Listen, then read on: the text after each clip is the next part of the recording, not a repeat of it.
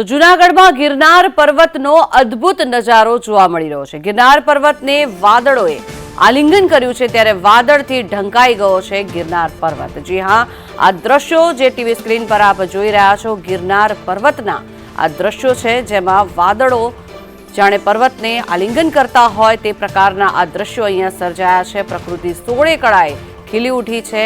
વરસાદના કારણે થઈને જે ગ્રીનરી છે એ પણ જોવા મળી રહી છે, સાથે જ વાદળો નીચે ઉતર્યા હોય તે પ્રકારની અહીંયા સ્થિતિ સર્જાઈ છે। વરસાદના કારણે થઈને અત્યારે હાલ જે આ સુંદર નજારો સર્જાયો છે, અનેક લોકો આ નજારો જોવા માટે ઉમટી રહ્યા છે। વાદળથી સમગ્ર ગિરનાર પર્વત જાણે ઢંકાઈ ગયો હોય તે પ્રકારની અહીંયા સ્થિતિ સર્જાઈ છે।